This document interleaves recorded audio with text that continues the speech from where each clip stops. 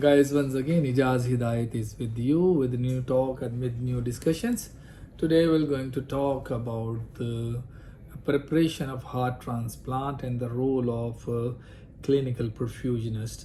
So, we'll try to understand the guidelines and what are the important points which, as a perfusionist, you have to take care if you are involving in the procedures like heart transplants. So, the role of the perfusionist in heart transplant surgery.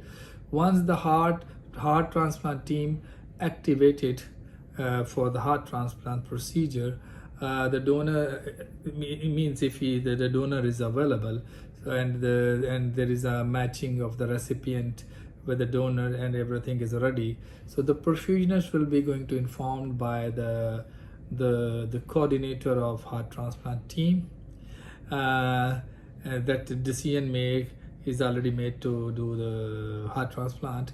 So perfusionist involved into the donor heart for the procurement and for implantations.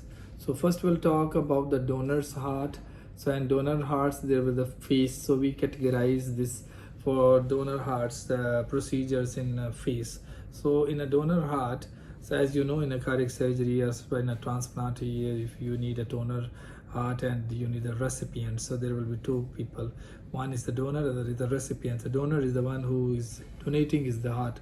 A recipient is the one whose the heart is sick and he is going to receive the healthy heart from the patients, from other patients. So we'll talk about donor hearts. In a donor hearts, we categorize in two phases. The first phase is for the preparations.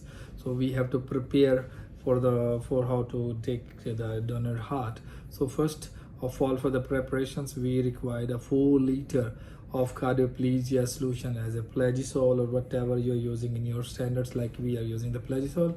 Then of course you require the cardioplegia cannula, the needle of cardioplegia, and of course transfusion set, because we are not giving the plegia to the donors through any pump, so we are always using the drip set. So with the transfusion set, you attach the cardioplegia and delivery system will be opened in a sterile manner to the scrap field. And of course for the cardioplegia, you have to put a pressure bag because you are going to use it manually into the donor hearts. The cannula which you required for the donor heart is you need a straight needle, 14 gauge cardioplegia needle, or if the straight needle is not available, you can use ordinary, like we are using in a routine in the Y root needle Y with the Y bifurcation you can use. So this is the first step where you are preparing you keep ready the Plagisol or the whatever the cardioplegia you are available in your centers, at least minimum 4 liter. And of course you need a transfusion set and plus cardioplegia needle. In a phase 2, so now the phase 2 is to active before its preparation. So phase 2 is the procedures in a donor heart. So when you receive the spike end of from the IV set from the sterile field, as a perfusionist you are holding the cardioplegia bag, so you have to connect the IV spike into the cardioplegia bag, flush the cardioplegia lines and connect to the plegia cannula, which is clamped. Ensure it should be free from air.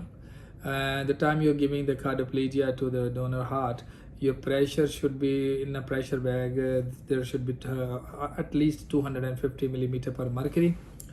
Once the surgeon cross clamp applied on the by the command of surgeon, start the cardioplegia and maintain a constant flow and a pressure around the plegia pressure is around like 200 millimeter per mercury. So you have to give cardioplegia around 1 to 1.5 liter as a first dose, as is confirmed with the surgeon, so how much he required. So normally 1 to 1.5 liter. And you have to deliver this 1 to 1.5 liter cardioplegia dose within 3 to 5 minutes. It should not below than 3 minutes, and it should not go more exceed than 5 minutes. So it will then the protection of your donor heart will be better. So once dose completed, please inform to your surgeon that you have already given the cardioplegia 1.5 liter. In a phase 3, now the time came for to the myocardial preservation of the donor heart.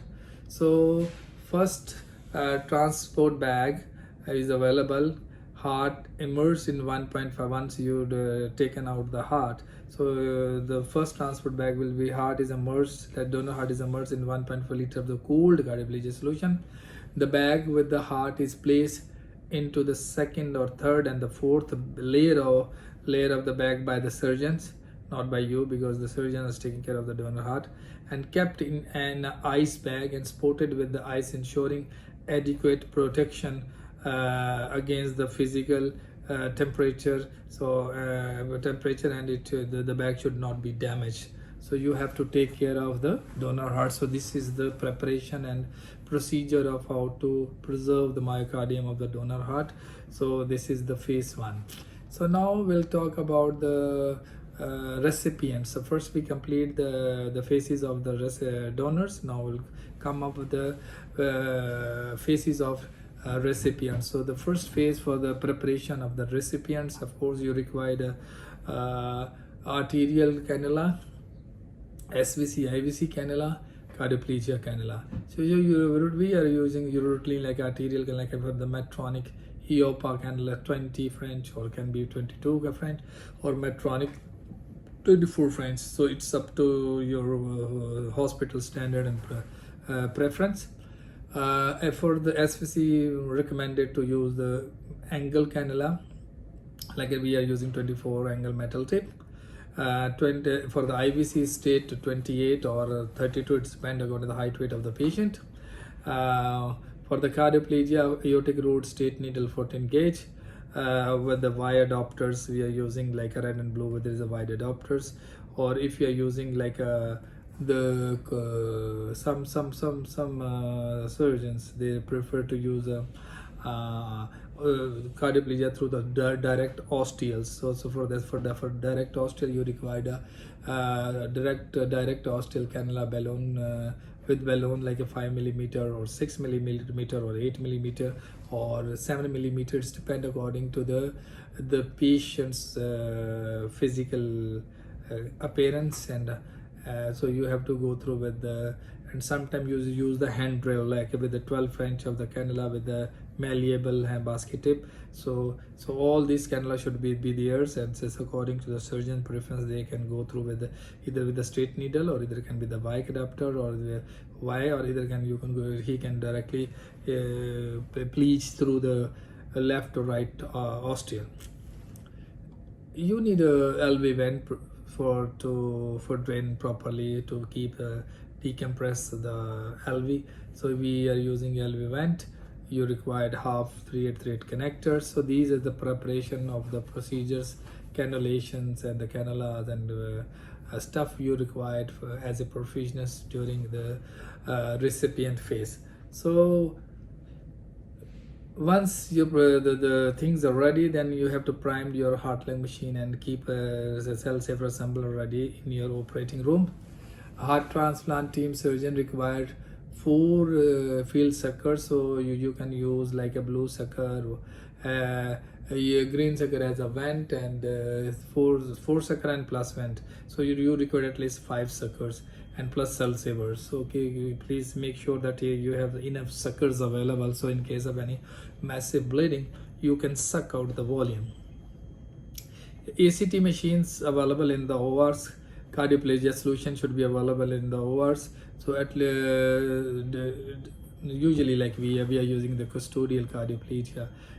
So the 2 liter of custodial cardioplegia solution as a first dose, 1 liter of the plagisol, or whatever the standard plegia you available is as a hot shot you can use. That we are using the custodial as the first dose, and for the hot shot we are using our conventional standard cardioplegia like plagisol.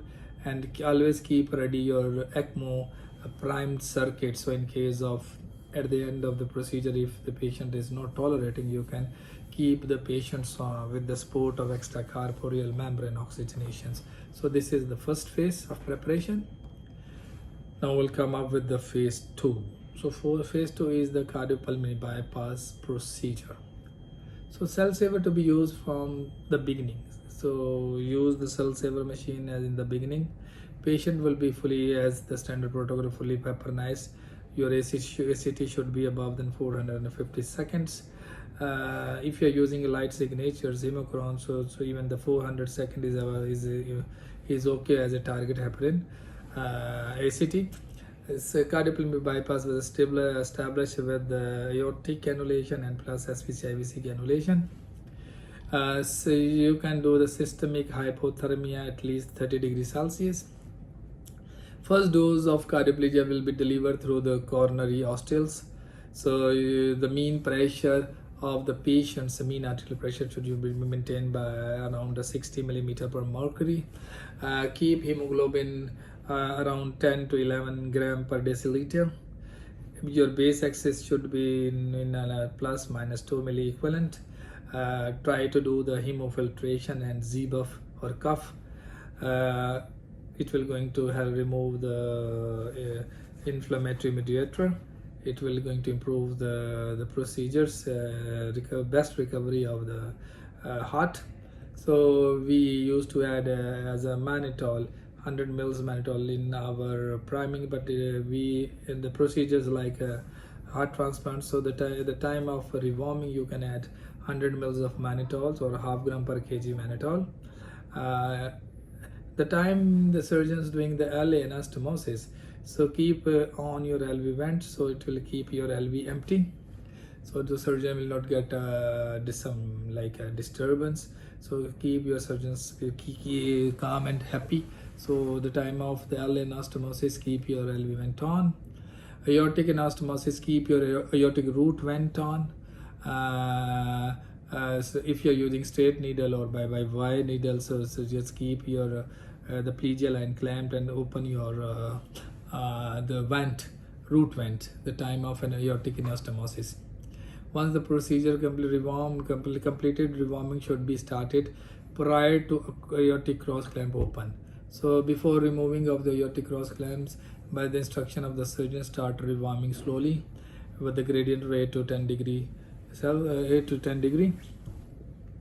Then prepare your hot shot with the half dose of potassiums, like in a 500 mils of all patient with the low potassium, like 10 milli equivalents per liter. Like normally we are using 20 to 22 milli equivalent equivalent potassium per liter, but for the low dose we always keeping like a 10 milli equivalent per liter.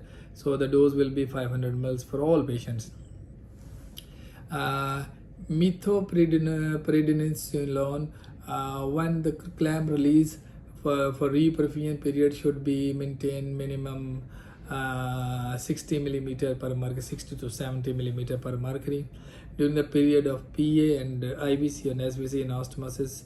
The time of you start rewarming and the clamp is open, so the surgeon can do the anastomosis of PA, IVC and SVC.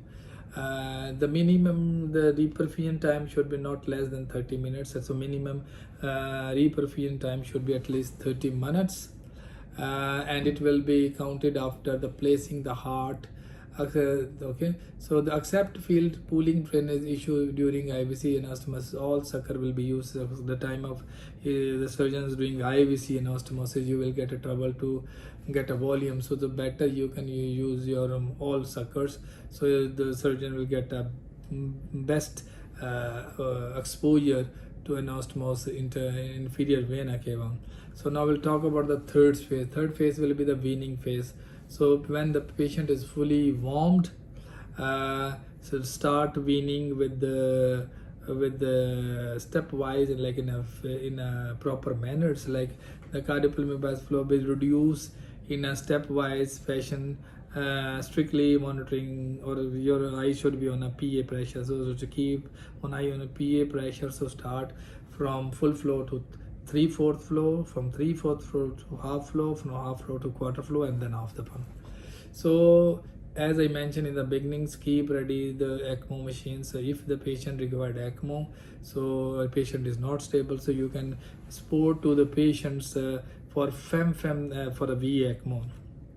Instead of going from the central cannulations, the better you do the fem cannulation for a VA ECMO to prevent contamination and to prevent sepsis like open heart surgery. So recommendation is go for fem VA ECMO cannulation. So let's conclude, and I will just going to talk about the protocol of cardioplegia during the heart transplant. So cardioplegia solution, so we are using the crystalline cardioplegia solution Plagisol. So for the donor, through the pressure bag, we are always giving for the donor, we will using the pressure bag. As I mentioned, the pressure in the pressure bag, the pressure should be like 250, but for the pressure inside the coronaries, for the dose you are giving like 500 mils to like a 1 liter with a pressure of 200 millimeter per mercury. Even if you are using the custodial, still you can use 500 to 1 liter of the custodial with the pressure of 200 millimeter per mercury. So the blood, we will talk about the blood cardioplegia Plagisol. So the first dose for the recipient will be like 1 liter through the coronary artery, as I mentioned in the beginning. But if you are using the custodial, so the first dose of the custodial for the recipient is like 1.5 to 2 liter through the coronary arteries, as we are doing the same with the blood cardioplegia through the coronary arteries. So, and all this plegia will be going to suck from your right atrium using the cell saver use after giving the time of your transfusing, administering the cardioplegia solution through the osteal, the coronary arteries. So you can suck all the plegia through the RA into the cell saver. So usually the second dose will be the hot shot. So hot shot cardioplegia can be the Plagisol or like whatever in your centers according to your cardioplegia formula, according to your centers. The second dose will be like a 500 mils of the blood cardioplegia with the ratio 4 with the ratio 1, and of course, as the beginning, as what I mentioned, that always the hot shot will be with the low K. So low K means like 10 milliequivalent per liter. So hope today you get information, the role of the perfusionist for the heart transplant, what are the steps, what are the guidelines. Hope this presentation, my talk will give you some basics idea what is the basic role of the perfusionist and what are the steps he need to be taken to keep the heart transplant surgery in a better manner and a better way. Have a nice and a good day. Take care. Bye bye.